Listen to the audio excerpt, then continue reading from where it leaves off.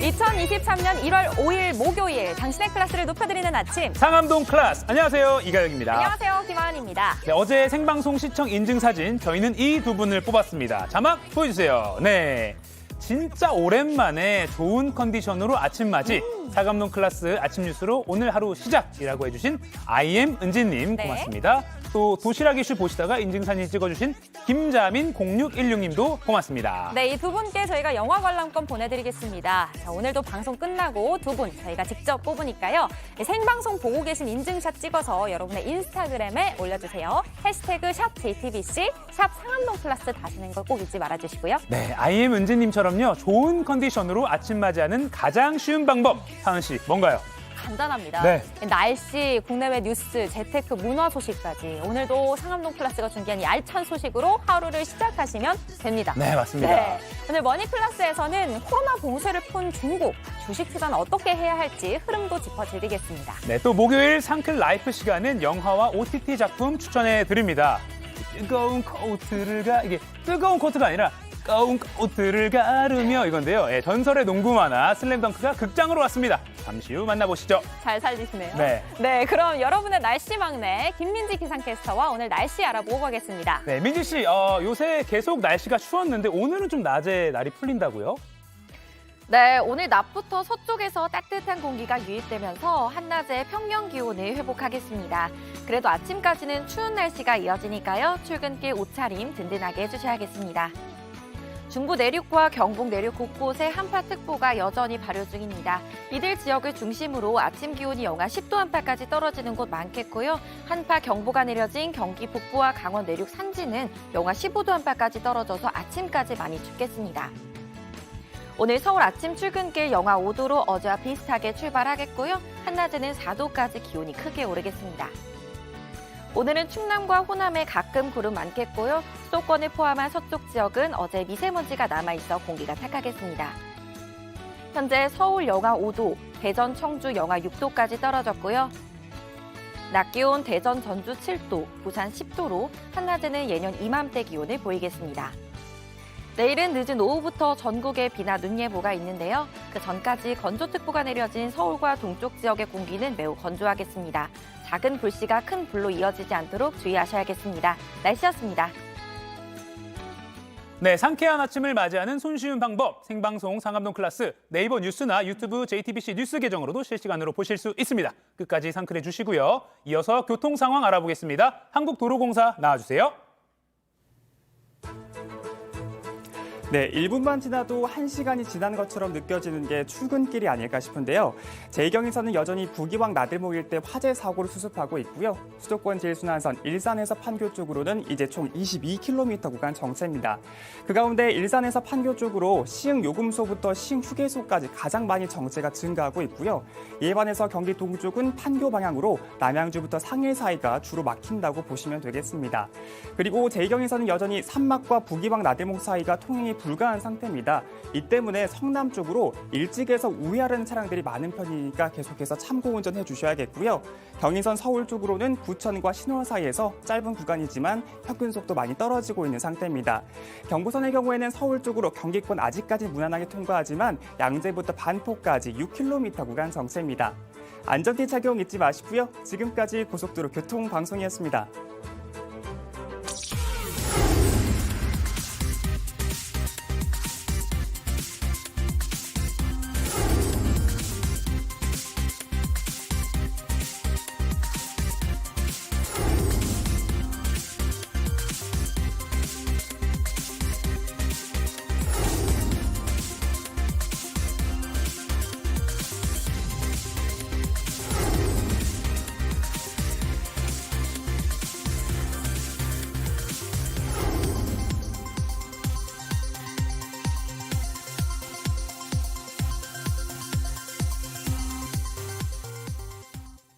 미국 연방준비제도가 당분간 금리 인상을 이어갈 것으로 보입니다. 인플레이션 완화에 진전이 있을 때까지 높은 금리를 유지할 것으로 예상한다고 밝혔습니다. 첫 소식 로스앤젤레스에서 홍희정 특파원입니다.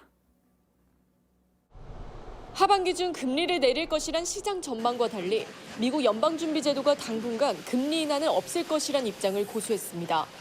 현지 시간 4일 연준이 공개한 12월 연방공개시장위원회 FOMC 정례회의 의사록에 따르면 참석자들은 인플레이션이 2%로 지속적 하향 경로에 있다는 확신이 들 때까지 제한적 정책 기조를 유지해야 한다고 말했습니다.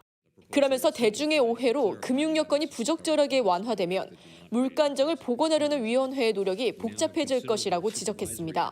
실제로 의사록에 따르면 19명의 FOMC 위원 중 2023년 올해 금리 인하가 적절할 것으로 예상한 위원은 단 한 명도 없었습니다. We continue to anticipate that ongoing increases will be appropriate in order to attain a stance of monetary policy that is sufficiently restrictive to return inflation to 2% over time. 닐 카시카리 미니애폴리스 연방준비은행 총재는 올해 상반기 중 기준금리가 현재보다 1%포인트 높은 5.4% 수준으로 오를 것이라 예상했습니다. 카시카리 총재는 온라인 글을 통해 인플레이션을 낮추는데 진전이 더디다는 신호가 있다면 연준이 정책 금리를 더 오랜 기간 잠재적으로 훨씬 더 높게 유지해야 할 수도 있다고 말했습니다. 한편 연준의 금리 인상 지속 전망에도 뉴욕 증시는 저가 매수세에 힘입어 상승 마감했습니다. 다우지수는 전날보다 0.4% 올랐고 기술주 중심 나스닥 지수는 0.69% 상승했습니다. 로스앤젤레스에서 JTBC 홍희정입니다. 밤사이 안타까운 화재 소식이 있었습니다. 어젯밤 인천의 한 폐수 처리 업체에서 불이 나 60대 남성이 목숨을 잃었습니다. 늦게까지 남아 야간 작업을 하는 동료들을 돕다가 참변을 당했습니다. 신진 기자입니다. 좁은 골목에 소방차들이 빼곡히 들어차 있습니다. 건물에선 연기가 피어오릅니다. 어제 저녁 8시 56분쯤 인천 서구 성남동의 한 폐수 처리 업체에서 화재가 발생했습니다. 건물 곳곳이 그을리고 뒤틀렸습니다. 이곳 1층에서 불이 시작이 됐는데 화염과 함께 폭발음이 들렸다는 신고가 다수 접수됐습니다. 지금 여기가 기계실이 있습니다. 건조 기계실이. 이 부분에서 발화한 걸로 추정하고 있습니다. 이 사고로 작업을 하던 60대 남성 A씨가 사망했습니다. 선임자인 A씨는 야간 작업을 하는 동료들을 돕기 위해 퇴근을 미뤘던 것으로 전해집니다. 야간 야근제 아니에요. 원래 주간조인데 조금 더 일 도와주다가 아유 마음 아프죠. 아유 너무 사람이 착하고 불쌍한 사람이에요, 사람. 함께 일을 하던 또 다른 60대 남성 B씨는 온몸에 심한 화상을 입었고 30대 남성 C씨는 가까스로 대피했습니다. 불은 건물 2개 동을 태운 뒤 3시간 만에 꺼졌습니다.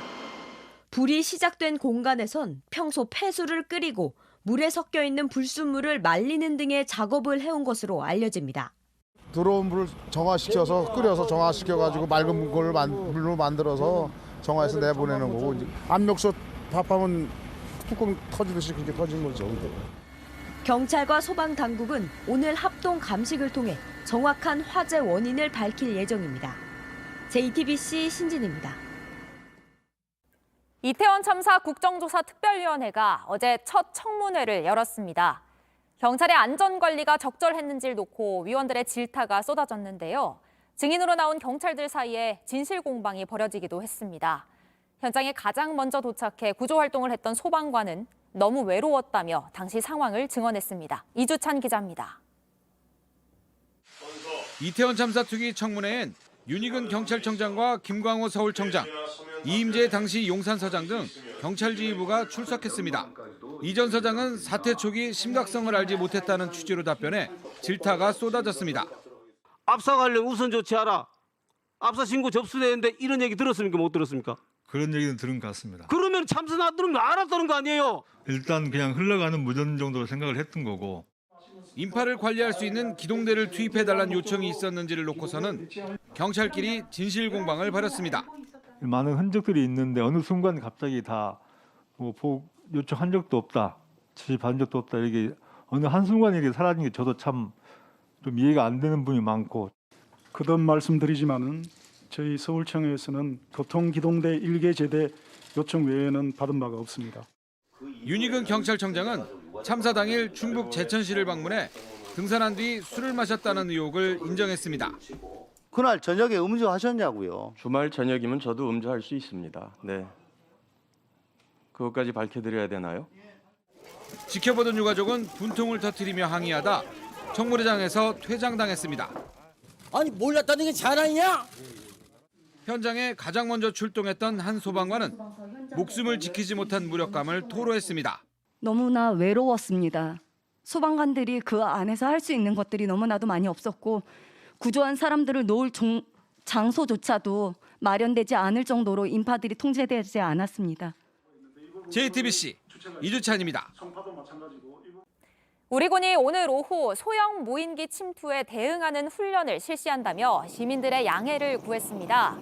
훈련은 강원도와 경기도, 수도권 일부 지역에서 진행되고 서울 일부 지역을 포함해 훈련 지역 곳곳에서 항공기 소음이 들릴 수 있다고 안내했습니다.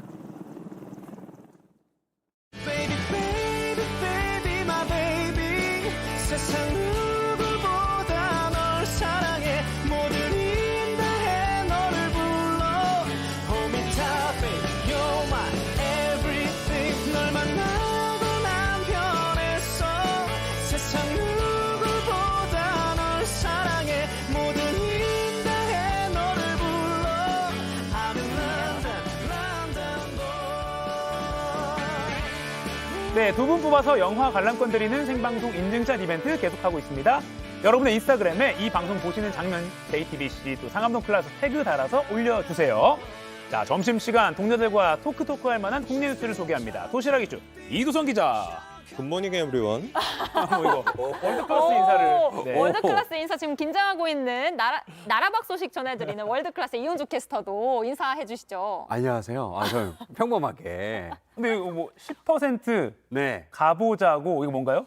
우리 상암동 클라스. 네. 시청률 10% 가보자고요. 좋습니다. 아직 가보자고. 저희 10%가 아직 안 됐었나요? 네, 죄송합니다. 알겠습니다. 네. 가봅시다. 네, 한번 가보겠습니다. 도시락 보기가 중요합니다. 네. 먼저 어떻게 해주느냐에 따라서 알겠습니다. 10% 갈 수도 있고 못 갈 수도 이것부터 있어요. 가야겠네요. 가보겠습니다. 하나, 둘, 셋. 빠밤. 현실판 타짜. 영화 그 타짜인데요. 이 부산의 한 유명 시장에서 이 한가운데서 수억 원대 도박판이 열렸다고 합니다. 영화가 아니라 실화입니다. 단속을 피하기 위해 수시로 장소도 바꿨다고 하는데 영상 보면서 설명드리겠습니다. 네. 먼저 영화죠. 이건 영화입니다. 영화 타짜에 나온 장면인데 사람들이 잔뜩 모여있고 신호와 함께 돈을 저렇게 겁니다. 결과에 따라 희비가 엇갈리기도 하는데 이런 모습이 현실에서도 있었습니다. 이 취재진이 확보한 영상 보여드릴게요. 네. 네, 여기도 이제 사람들이 저렇게 몰려 있고 가까이 가서 보면은 사람들이 두 줄로 있는데 뭔가에 돈을 걸고 있습니다. 10,000원짜리 지폐, 푸릇푸릇한 지폐 다발도 보입니다.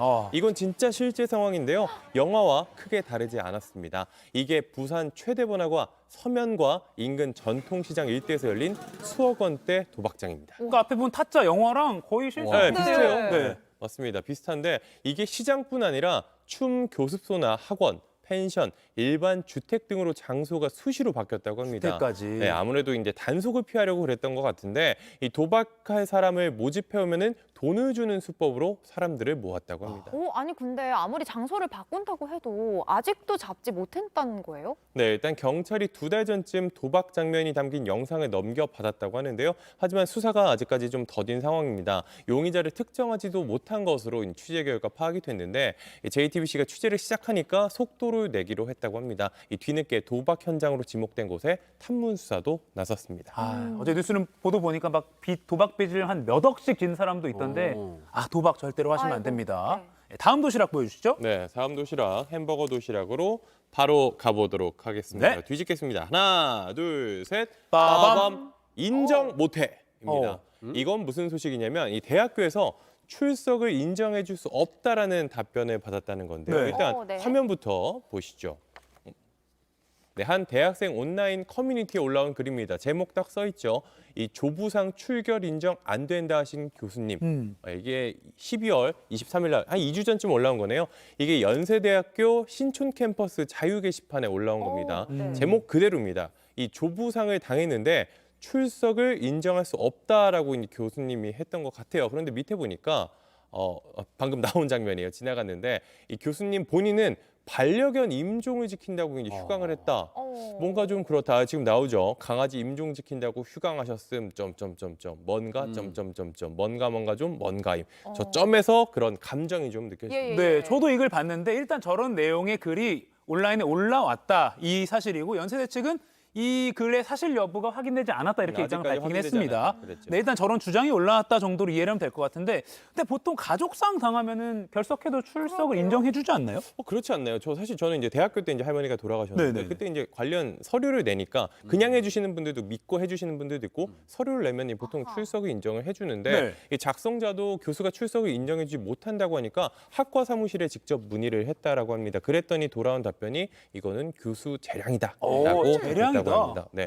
이게 연세대 학사 이제 규칙 같은 걸 보면은 내규에 본인과 배우자의 조부모 사망 시 장례일까지 2일, 그러니까 이틀을 출석을 인정할 수 있다라고 되어 있는데요. 이게 해야 한다가 아니라 할 수 있다라고 되어 있기 때문에 교수가 만약에 난 하기 싫다 인정 못한다라고 하면은 인정이 안 된다는 거죠. 하기 싫다라고 하는 사람이 있을 수도 있다라는 게 전 너무 무서워요. 그렇죠. 그리고 저 교수님도 하다 좀 너무한 게 아닌가 싶은 게 학생 할아버지가 돌아가셨는데 그렇죠. 언니 어떻게 자기 개는 또 임종을 지키러 가고 할아버지 임종을 지키러 가면 안 되고 이거는 조금 좀 이상한 거 아닌가. 만약 사실이라면 진짜 만약에 좀 사실이라면 빡빡해요. 좀 빡빡한 것 같긴 합니다. 네.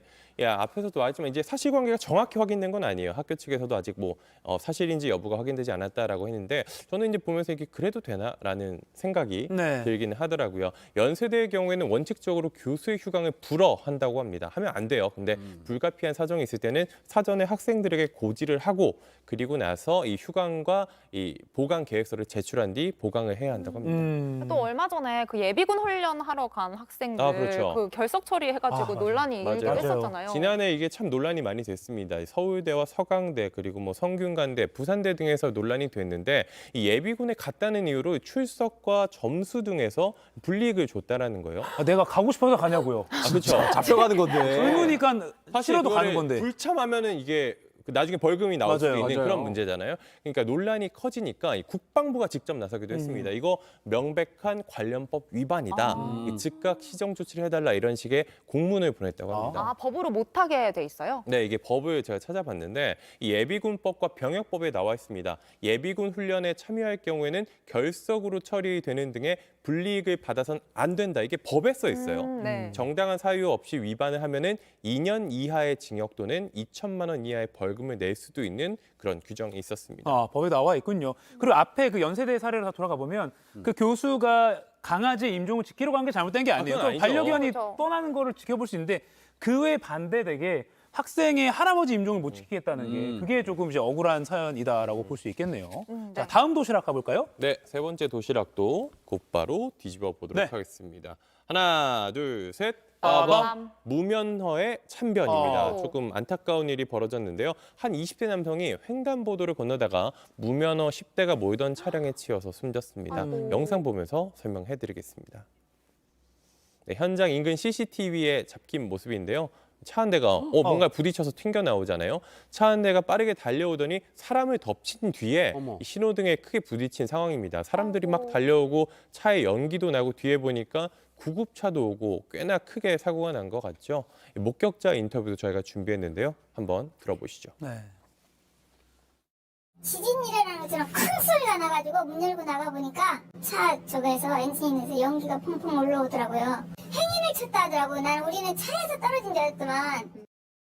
네, 이게 충남 공주 종합터미널 앞에서 난 사고인데 차에 치인 20대 남성은 병원으로 옮겨졌지만 끝내 숨졌다고 합니다. 아유, 너무 안타까운 일인데. 근데 운전자가 무면허의 10대라고요? 맞아요. 어떻게 차량을 몰 수가 있어요? 이게 원래는 안 되죠. 네. 운전자가 만 16세인 것으로 알려졌습니다. 네. 면허를 딸 수 있는 나이도 아니에요. 예. 면허를 못 따요. 그쵸. 그럼 당연히 차량도 본인 명의 차량이 있을 수가 없겠죠.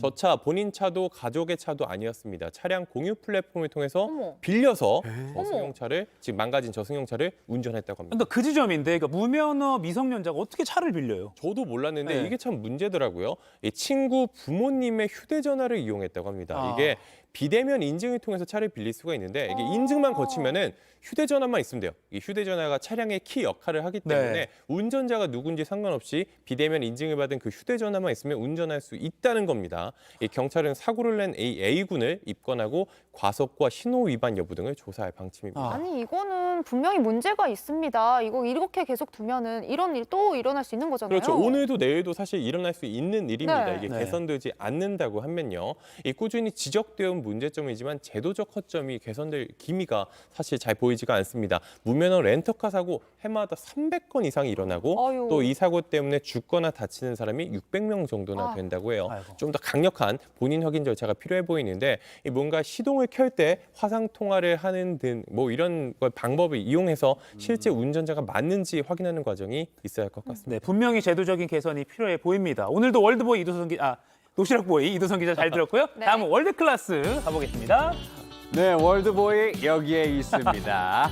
자, 굿모닝 대한민국. 오늘은 중국 소식입니다. 자, 중국에서 코로나19 사망자가 폭증하면서 장례 시스템이 사실상 마비 상태라고 합니다. 근데 이게 가면 갈수록 점점 심각해지고 있습니다. 네. 영상 직접 보시겠습니다. 자, 지금 이제 아파트 주차장인데요. 아파트 주차장에서 지금 뭔가를 태우고 있어요. 뭘 태우는 거? 좀 불이 보이는데? 뭘 태우는 거예요, 저게? 자, 지금 저게 시신을 야외에서 직접 화장하는 장면. 어머. 예, 화장장을 이용하지 못한 사람들이 아파트 주차장에서 장례를 지금 치르고 있는 모습인데요. 아파트 지상 주차장 한쪽을 화장터로 사용하고 있습니다. 와, 너무 비현실적이에요. 그죠? 주변에는 막 차도 있고 아파트도 지금 주차가 되어 있습니다. 유족 20명은 화장터를 둘러싸고 있고요. 이 조화등을 이제 불길로 던져서 함께 태우기도 하는 장면이 보이기도 합니다. 자, 또 다른 장면 보시면요. 화장장이 부족한 베이징에서는 이 간이 화장장을 짓고 있는 모습인데요. 저 파란 이 컨테이너처럼 생긴 건물이 화장장인데 임시로 급하게 만들고 있다고 합니다. 자, 블룸버그 통신의 보도 보시겠습니다. Bodies pile up in China. 그러니까 중국에서 시체가 쌓이고 있다는 제목 기사에서 보다시피 중국의 상황을 심각하게 다루고 있습니다. 그러면서 화장을 하지 못하고 있는 유족을 인용해서 현재 중국은 죽고 싶어도 죽을 수 없는 상태다. 이렇게 전했습니다. 심각하네요. 예, 그런데 이 중국의 상황 훨씬 더 나빠질 거란 예상이 있습니다. 수억 명의 이동이 예상되고 있는 22일 춘제 음력설을 고비로 본 건데요. 이제 곧이네요. 예, 블룸버그 통신 이어서 보시겠습니다. 네. Probably peak around January 23rd. 연휴 둘째 날인 1월 23일경 사망자가 정점을 찍을 거라는 것. 이라는 이 굉장히 우려되는 전망입니다. 네. 영국 정보 분석업체 에어피니티는 현재 중국의 코로나 사망자 수를 하루 9,000명 정도로 추산하고 있는데요. 상황이 이렇자 세계 각국은 중국인에 대한 입국 규제에 속도를 내고 있죠. 하지만 중국 정부 여전히 과도하다고 주장하면서 용납하지 않겠다고도 합니다. 직접 들어보시겠습니다. 部分国家采取仅针对中国的入境限制措施，缺乏科学依据，一些过度做法更让人不能接受。 네, 그렇지 않아도 오늘 새벽에 유럽연합이요. 그 27개 모든 회원국에 중국발 입국자에 대한 코로나19 사전검사 조치를 도입하라 이렇게 강력하게 권고했다고 하더라고요. 그만큼 상황이 심각하다고 본 거죠. 예, 세계 보건기구도 오늘 새벽에 중국의 코로나19 발표가 실상을 축소한 거다. 정보 공유가 시급하다면서 투명한 공개를 촉구하고 나섰습니다. 네. 자, 다음 소식 넘어가겠습니다. 네. 혹시 영화 그 로미오와 줄리엣 기억하시나요? 저건 그 예전 영화잖아요. 예, 요거는 그 디카프리오 나왔던 그 전에 로미오와 줄리엣인데요. 이 로미오와 줄리엣의 여자 주인공 올리비아 하세의 모습이 지금 화면에 나가고 있습니다. 예. 너무 아름다우시죠? 네. 현재 나이는 70대가 됐는데요. 그런데 이 로미오와 줄리엣의 남녀 주연 배우들이 청소년 시절 영화사에 속아서 납치 촬영을 했다면서 영화사를 상대로 소송했습니다. AP통신 보도인데요. 구체적으로는 성적 학대, 성희롱, 사기 혐의로 소송을 한 건데요. 소송 규모는 5억 달러, 우리 돈으로는 무려 6,400억 원이나 됩니다. 네. 영화가 세계적인 신드롬을 일으킨 지 55년 만이죠. 두 주연 배우는 법원에 제출한 소장에서 침실 장면이 나체로 촬영된 건 아동 성착취라고 주장했다고 합니다. 2019년 사망한 제피렐리 감독이 화면에는 나체가 안 드러날 것이라며 약속을 했지만 그 믿음을 저버렸다는 겁니다. 근데 이 미성년 배우들의 침실 장면이 제작 당시에도 좀 논란이 됐대요. 이제 과거 두 배우가 이제 촬영 이후에 그때 좀 두려웠다, 촬영 당시 두려웠다 이런 인터뷰를 하기도 했더라고요. 그렇군요. 예, 이번 소송은 아동 성범죄에 대한 공소시효를 한시적으로 없앤 캘리포니아 법에 따라 이루어졌는데요. 현재 영화사 측은 소송과 관련된 어떠한 인터뷰도 응하지 않고 있습니다. 자, 아무튼 이 두 배우가 50년이 지나 지금이라도 낸 소송 저는 응원합니다. 네. 자, 계속해서 인터넷과 소셜미디어에서 화제가 된 소식 전해드리겠습니다. 네. 세상에 이보다 특별한 러브 스토리가 또 있을까요? 먼저 하늘로 간 아내가 너무 그리웠던 인도의 한 남성이 아주 기발한 해결책을 찾아서 화제입니다. 화면으로 확인해 보시죠. 자, 부부가 이게 나란히 앉은 모습입니다. 참 다정해 보이죠? 네. 그런데 아내는 사람이 아닙니다. 사람이 아니에요? 갑자기 뭐예요? 공포물이. 네, 사람이 아니고요. 인도에 사는 65세 남성이 코로나로 숨진 아내를 기리면서 살아있을 때 모습 그대로 만든 실리콘 모형입니다. 실리콘이에요? 네. 몇 해 전 아내가 세상을 떠날 당시 남성도 코로나로 격리 중이었기 때문에 안타깝게도 임종을 지키지 못했다는데요. 죄책감과 그리움에 사무친 나머지 무려 4천만 원을 들여서 조각가에게 이런 걸 만들어달라고 의뢰했다고 합니다. 와, 얼마나 그 슬픔과 죄책감을 감당하기 힘들었으면 이랬을까 싶은데, 근데 솔직히 조금 사람이 아니니까 무서울 것 같기도 무서워요. 하고요. 네, 그렇죠. 황 씨만 그렇게 느낀 건 아니고요. 저도 조금 섬찟하긴 합니다. 그리고 또 친척들도 이 실리콘 모형을 직접 보고는 약간 좀 반응이 부정적이었다고요. 네. 살아있을 때나 잘하지 지금 뭐하는 짓인가 싶기도 하고요. 하지만 남성은 고인의 사진을 두고 추모하는 것과 이게 뭐가 다르냐는 입장인데요. 이렇게 머리도 빗겨주고 장신구 손질도 해주면서 살아있는 아내처럼 정성껏 돌보고 있습니다. 누가 뭐라 해도 계속 이렇게 지낼 거라고 하니까 나름 슬픔 속에서 일상을 일으키는 방법을 찾아낸 거라고 봐도 좋겠죠. 네, 뭐 남한테 피해 안 주는 애도 방법이니까 뭐 그렇다 이해는 됩니다. 네, 계속해서 다음 소식 볼까요? 예, 이번엔 미국 텍사스주로 가보겠습니다. 식당 안이 꽤 소란스러운데요. 음식은 안 먹고 손님이 지금 뭐 직원들이랑 격하게 뭐 실랑이를 벌이고 있습니다. 이 정도면 거의 격투기장 풍경 아닌가요? 네, 욕설도 남하고 지금 막 테이블 위로 올라가고요. 지금 방어하려는 직원과 손님들이 지금 뒤엉켜서 지금 공성전이 벌어지고 있습니다. 난리 났네. 엎치락 뒤치락 지금 뭐 몸싸움 지금 막 난리가 났어요. 주먹으로. 그죠? 근데 심지어 지금 한 손님은 의자를 던졌는데 아이고 뭐야? 지금 이게 무슨 일이죠? 의자를 잡았어요. 의자를 잡아서 뒤로 던졌어요. 놀랍게도 날아오는 의자를 한 손으로 잡아챘습니다. 놀라운 반사신경인데요. 와. 아이고, 아니 근데 사람이 진짜 위급할 때 초인적인 힘이 나오잖아요. 그러니까 자기도 모르게 반응했나 봐요. 예, 그렇죠. 안 그래도 이 영상이 소셜미디어를 통해서 널리 퍼지면서 이 직원이 원더우먼 같다라는 뜨거운 반응이 쏟아지고 있습니다. 순발력을 발휘해서 위기에서 벗어난 모습이 저는 제가 봤을 때는 스타워즈에 나오는 이 제다이가 아닌가 싶습니다. 액션 영화 같은 모습이긴 한데 근데 저거 대체 왜 그런 거예요? 이유는 그러니까요. 밝혀졌어요? 예, 목격자에 따르면 난동을 부린 손님은 모두 6명으로 하나같이 술에 취한 상태였다는데요. 영업 방해 행패까지. 술이 면제부도 아니고 이러면 되겠습니까? 안 되죠. 예, 이른바 진상의 진술을 보여준 이들에게 비난이 쏟아지고 있습니다. 이런 일 다시는 없어야겠죠? 네. 여러분들 오늘도 May the Force with you고요. 지금까지 월드 클래스였습니다.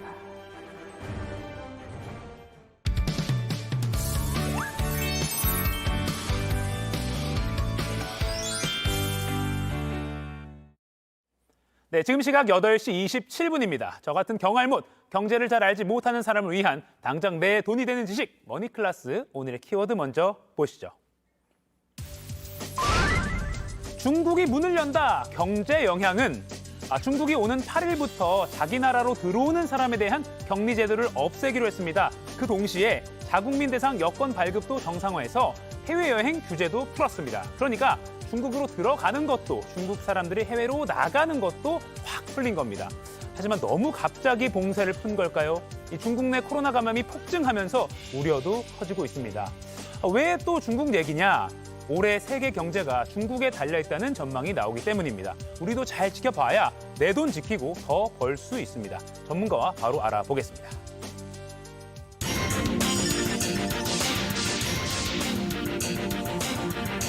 경제의 맥을 짚어주는 도사님, 정철진 경제평론가와 함께 오늘도 맥 한번 짚어보겠습니다. 안녕하세요. 네, 안녕하십니까. 네.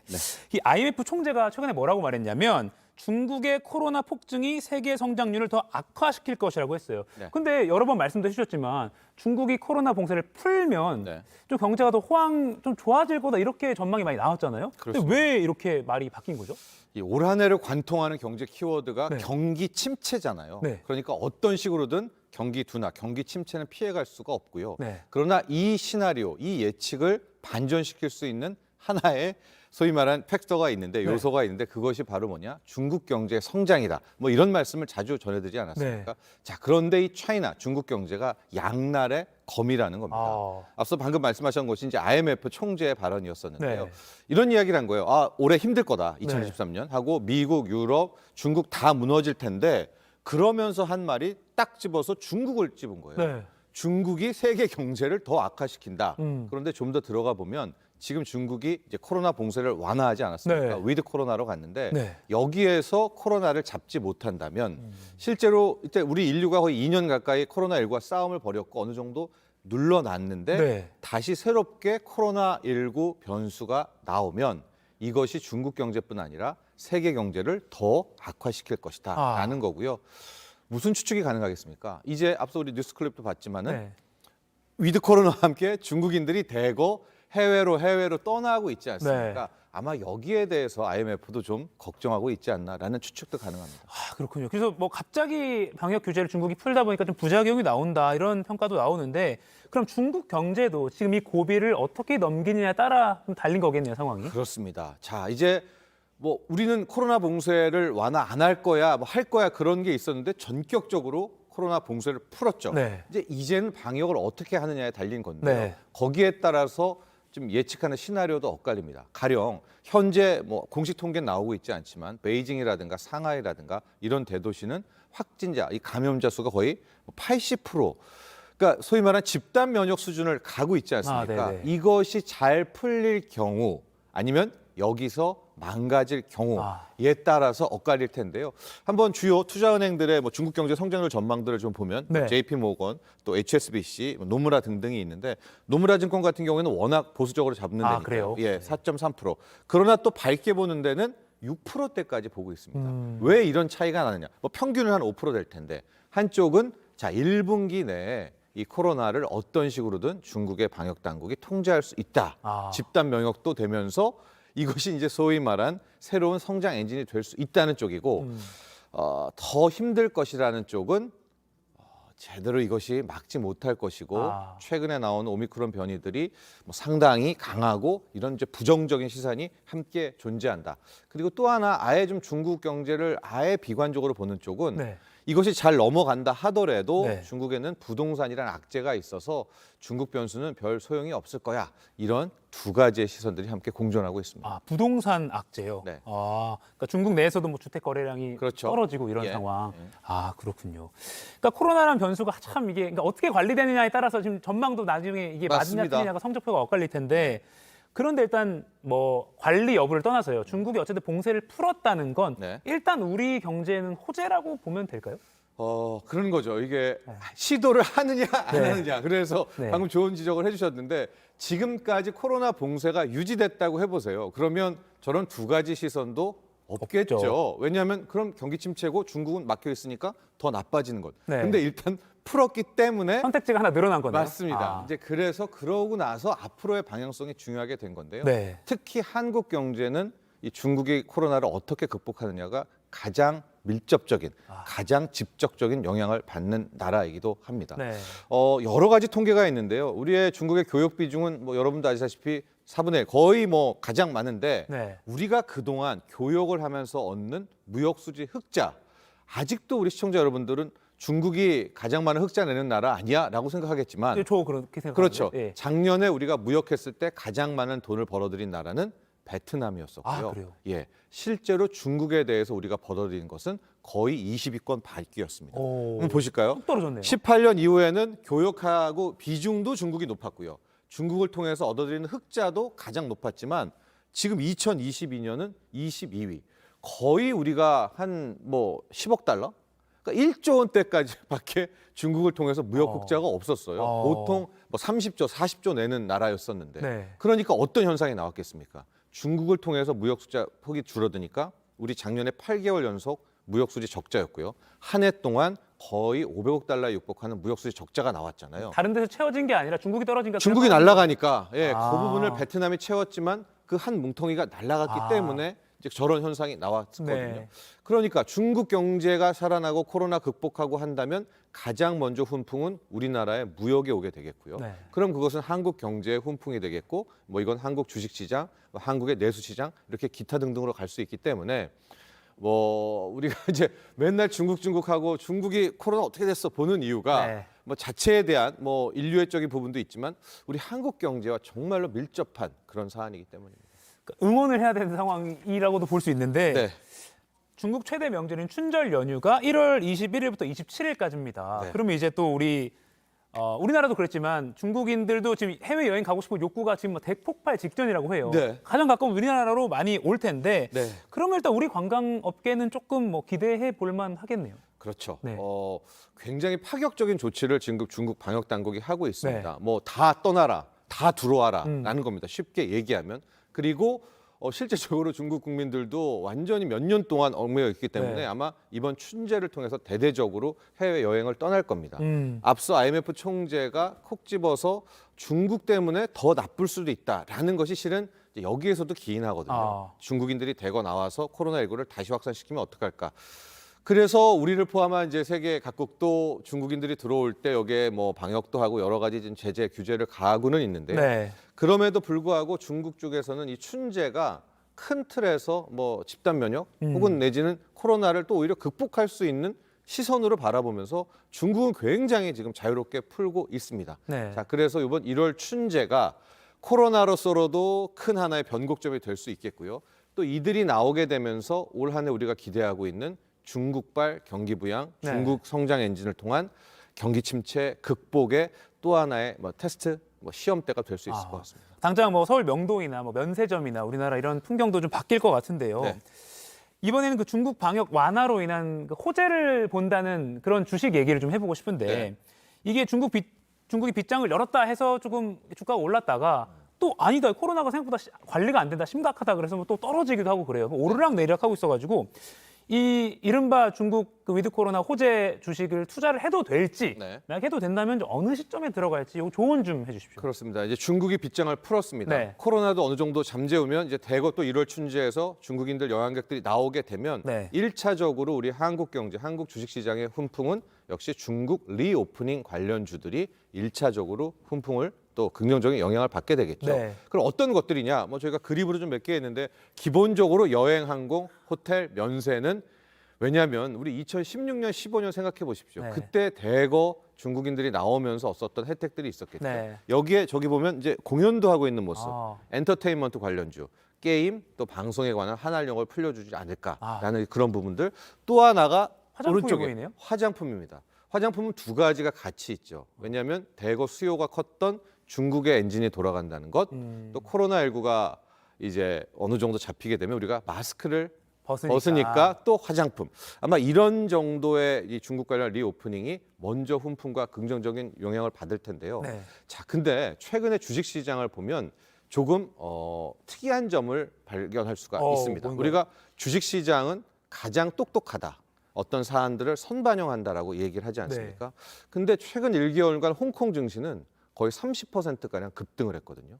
많이 바닥을 뚫고 뭐 홍콩 항생은 2만 포인트를 다시 또 재돌파하고. 그러니까 지금은 우리가 코로나 어떻게 중국은 코로나 못 잡을 거야. 매일 그 안 좋은 뉴스들이 나오지만 주식시장이 스마트하다면 일단 극복할 거라고 먼저 베팅을 하고 가고 있거든요. 네. 이런 상황이라면 뭐 1차적으로 중국 관련 리오프닝 주식도 있지만 좀 더 공격적인 투자자라면 아예 중국 증시라든가 홍콩 증시 본토를 공격하는 것도 한번 생각해 볼 만한 부분이겠죠. 물론 여기에는 코로나19라는 변수가 있겠지만은요. 네. 이 정도의 투자법을 한번 생각해 보시면 될 것 같습니다. 그래서 오늘 중국 상황을 살펴보는 것도 앞으로도 계속 주시하는 것도 굉장히 중요하겠네요. 네. 알겠습니다. 지금까지 머니클래스 정철진 경제평론가와 이야기 나눠봤습니다. 고맙습니다.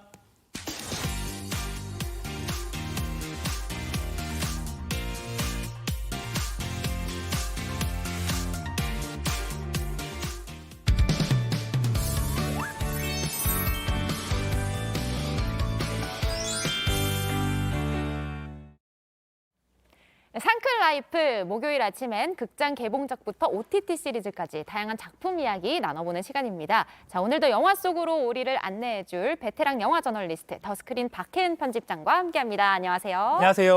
안녕하세요. 네. 좀 더 멋있어지셨어요. 감사합니다. 새해를 맞아서 머리를 하고 왔습니다. 멋지십니다. 이번 주에 가져오신 작품도 특히 더 기대가 되는데 첫 번째 영화부터 소개해 주시죠. 네, 무려 27년 만에 극장으로 찾아온 작품이고요. 이 멜로디만 들어도 심장이 두근두근 뛴다는 분들 분명히 있으실 겁니다. 화면으로 먼저 만나보실게요. 네.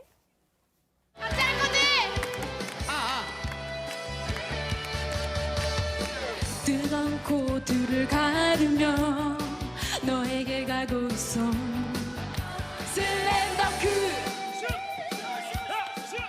슬램덩크. 네, 오랫동안 사랑받아온 작품이죠. 맞습니다. 농구 천재 강백호, 불꽃 남자 정대만 이런 이름 기억하실 거예요. 이 전국 재패에 나선 북산고 농구부 5인방이 스크린으로 돌아왔습니다. 1990년대에 그야말로 농구 붐을 일으키면서 전 세계적으로 1억 2천만 부가 판매된 만화 슬램덩크의 극장판 애니메이션인데요. 더 퍼스트 슬램덩크예요. 이 제목처럼 처음으로 극장판이 만들어졌어요. 만화의 원작자인 이노우에 다케이코가 직접 연출한 첫 작품이고요. 연재 종료된 지 26년 만에 극장으로 돌아와서 일본에서는요, 이 만화를 사랑하는 팬들이 아바타 물의 길을 제치고 극장 흥행 1위를 만들어준 또 그런 작품이기도 합니다. 그 대작을 제치고. 네. 또 온라인에서는 이노우에 감독한테 고맙습니다 감독님 뭐 이런 열풍까지 불고 있더라고요. 만들어줘서 고맙다고. 맞습니다. 한국 관객들도 지금 약간 비슷한 심정인 것 같아요. 맞아요. 지금 극장에서 굉장히 크게 흥행하고 있거든요. 네. 왼손은 거들 뿐. 맞아요. 이 명대사 너무너무 유명하잖아요. 근데 27년 만에 극장으로 돌아온 슬램덩크는 어떤 내용이에요? 만화를 보신 분들은 아시겠지만 가장 마지막 회, 그러니까 이 만화의 가장 클라이막스인 부분, 마지막 화를 이제 애니메이션으로 옮긴 작품이에요. 그러니까 북산고와 산왕공고의 이 1차전 경기를 중심으로 이야기가 전개가 되는데요. 재미있는 점은 원작은 우리가 강백호라는 인물을 따라가면서 이야기를 접했지만 이번 애니메이션에서는 넘버원 가드죠. 송태섭을 중심으로 이야기가 펼쳐집니다. 그리고 원작에서 드러나지 않았던 송태섭의 과거 이야기들을 또 들려주면서 그 캐릭터에 좀 더 몰입하면서 애니메이션 볼 수 있게 하고요. 또 코끝 찡하게 하는 가슴 절절한 에피소드들도 기대해 주셔도 좋고요. 그리고 이번 작품은 무엇보다도 이 원작 팬들의 가슴을 뛰게 하는 그 명대사 쏟아져 나오거든요. 아까 말씀하신 왼손은 거들 뿐 뿐만이 아니라 뭐 영감님 영광의 시대는 언제였죠? 난 지금입니다. 이런 대사, 정말 주옥 같은 대사들이 이번 애니메이션에서도 여러분들 만나실 수 있습니다. 네, 이게 좀 온라인에서 보니까 자막으로 봐야 되냐 아니면 옛날에 그 TV에서 우리나라에서 방송했잖아요. 그래서 강백호 목소리가 생생한데 더빙으로 봐야 되냐 이거 고민된다는 분도 많았거든요. 그러게요. 답을 좀 내려주세요. 정말 고민입니다. 이 작품 자막판, 더빙판 모두 준비가 되어 둘다 있는데요. 있군요. 이 목소리 들으시면 진짜 또 기억이 새록새록 하실 겁니다. 더빙판 목소리 한번 들어보실게요. 네. 왼손은 거들 뿐 멍청한 피하지 마. 나한테 치면 삭발이다. 네, 지금 들어보신 것처럼 우리나라 최고의 성우들이 이번 애니메이션의 목소리 주인공들을 맡았는데요. 이 뭐 농구 천재 강백호, 불꽃 남자 정대만 이런 목소리들 우리 강수진 성우부터 시작해서요. 그리고 뭐 신용우 성우라든지 엄상현 성우가 각각 주인공들을 맡았습니다. 그리고 흥미로운 건 강백호 친구 이용팔이라는 귀여운 캐릭터 있는데요. 이 캐릭터는 슬램덩크 팬이라고 자처한 배우 고창석 씨가 진짜요? 목소리 출연을 맡았다고 하네요. 꿈을 이뤘네요. 아까 저는 그 대사 중에 멍청아 이게 기억에 많이 남네요. 아니 근데 슬램덩크 팬들이라면 뭐 당연히 극장으로 달려가시겠지만 사실 요즘 영화비도 부담스럽고 이게 애니메이션을 극장까지 가서 봐야 돼 하는 분도 있을 수 있거든요. 꼭 꼭 극장에서 봐야 되는 이유가 있을까요? 27년 만에 이 작품을 왜 극장판을 만들었을까라는 생각, 그 질문에 답을 주는 애니메이션이라고 할 수 있어요. 사실 스포츠 애니메이션 굉장히 어렵거든요. 그런데 이 원작자가 이번에 감독으로 참여한 만큼 이 경기 연출부터 시작해서 각 캐릭터의 감정선, 그리고 우리가 예전에 봤던 넘기는 출판 만화가 진짜 살아 움직이는 것 같은 생생함까지 모두 다 보여주는 작품이라서 저는 이 작품은 극장에서 보도록 만들어졌구나라는 생각을 굉장히 강하게 했고요. 그리고 이 전체 스태프들이 농구의 움직임을 가장 잘 표현하기 위해서 실제로 농구를 배워가면서 컴퓨터 그래픽을 했다고 해요.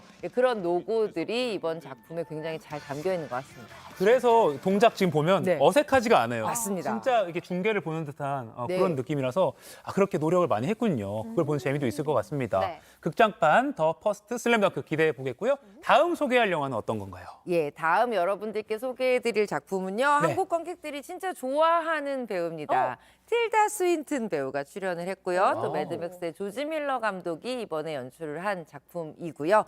영화의 제목은 3000년의 기다림입니다.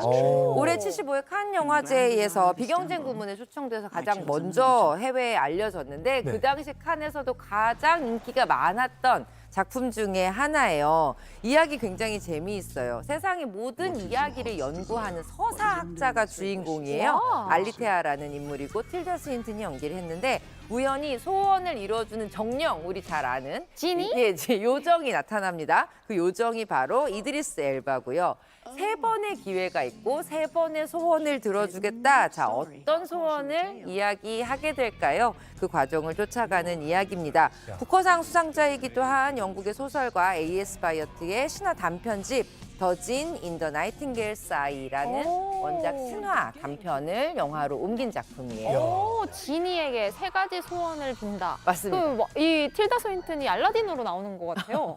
틸다 스윈튼은 오히려 이제 이 소원을 비는 인물로 나와요. 그리고 이 요정, 저런 요정 있어라고 하실 텐데 이드리스 엘바가 바로 그 소원을 들어주는 정령, 지니 역할을 맡았습니다. 재미있는 건 이 작품 자체가 천일야화를 약간 모티프로 했다는 거예요. 페르시아의 설화잖아요.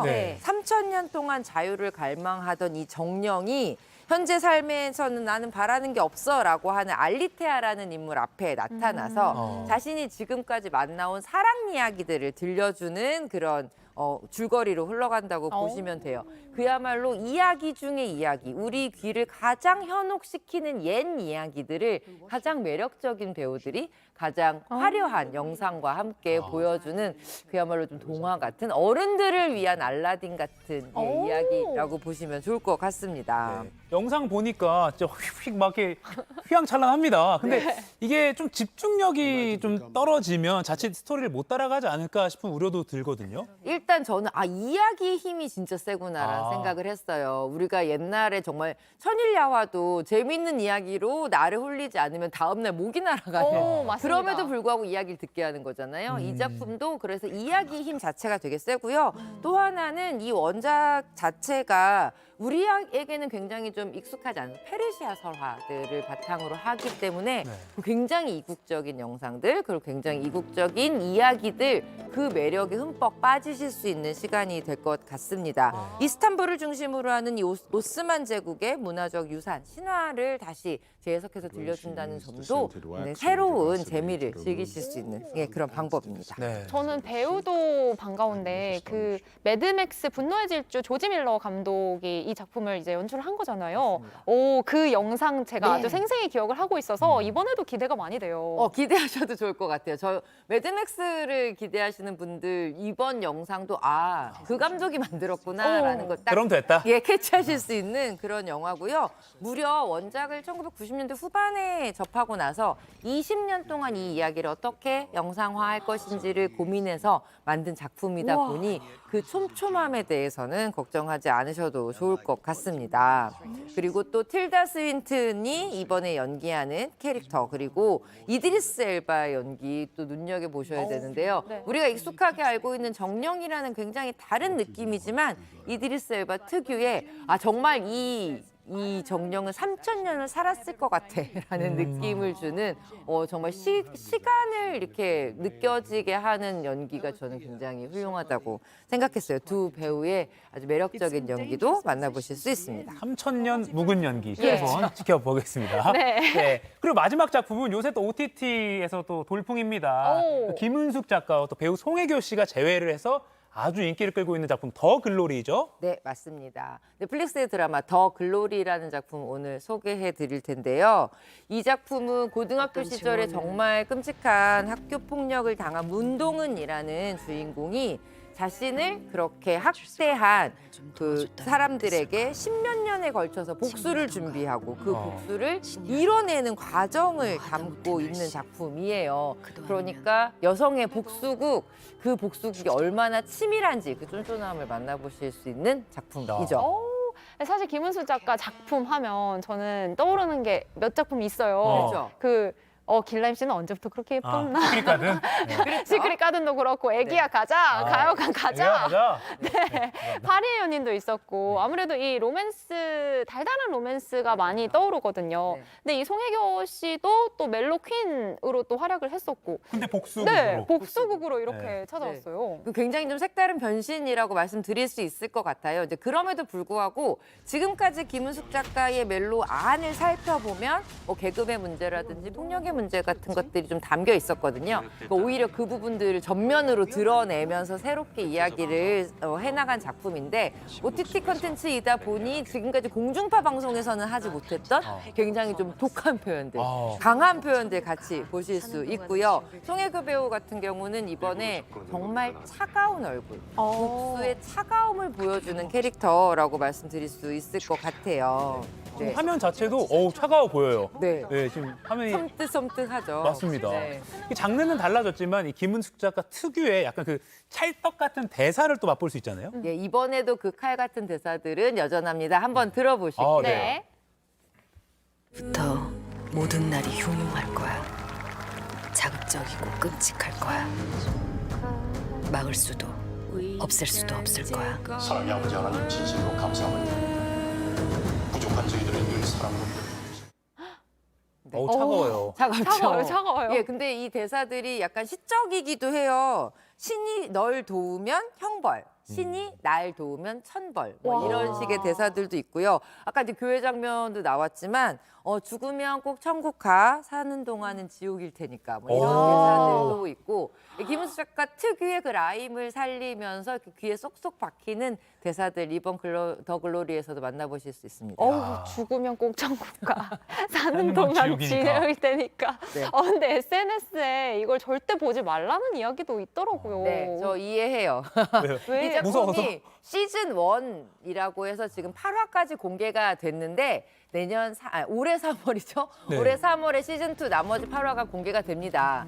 이 8화까지는 그야말로 기승, 복수의 이야기를 차곡차곡 쌓는 단계까지 왔고요. 실제로 복수는 3월부터 펼쳐지게 될 것 같아요. 16부작 드라마 중에 절반을 먼저 본 셈이라서 이 궁금하신 분들 이제 속 터질까 봐 나중에 보십사라고 얘기하시는 분들도 있는데 그래도 또 지금 나온 따끈따끈한 드라마인 만큼 즐겨보시면 좋겠습니다. 알겠습니다. 영화 OTT 이야기 여기까지 듣겠습니다. 박혜윤 편집장님 감사합니다. 고맙습니다.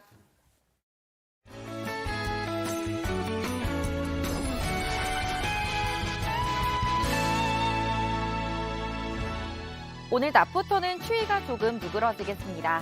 서쪽에서 따뜻한 공기가 유입되면서 낮부터 평년 기온을 회복하겠는데요. 그래도 아침까지는 추운 날씨가 이어지니까요. 출근길 옷차림 든든하게 해주셔야겠습니다. 중부 내륙과 경북 내륙 곳곳에는 한파특보가 발효 중입니다. 이들 지역을 중심으로 아침 기온이 영하 10도 안팎까지 떨어지는 곳 많겠고요. 한파 경보가 내려진 경기 북부와 강원 내륙 산지는 영하 15도 안팎까지 떨어져서 아침까지 많이 춥겠습니다. 한편 내일 오후부터 전국에 비나 눈 예보가 있는데요. 그 전까지 서울과 동해안을 중심으로는 대기가 매우 건조하겠습니다. 경북 서부 내륙까지도 건조주의보가 확대됐고요. 건조 경보가 내려진 동해안에 따라서는 바람도 강하게 불어서 화재 사고에 신경 써주셔야겠습니다.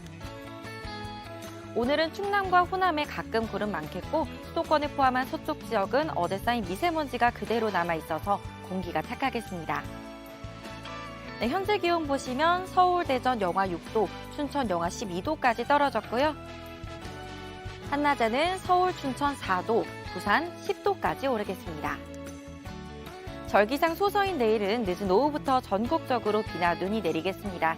특히 한파로 기온이 많이 떨어진 중부 내륙에는 내일 밤부터 모레 새벽 사이 많은 눈이 내릴 가능성이 있겠습니다. 날씨였습니다. 네, 오늘 경기와 강원 북부 일부 지역에서 북한 무인기에 대응하기 위한 우리 군의 훈련이 실시됩니다.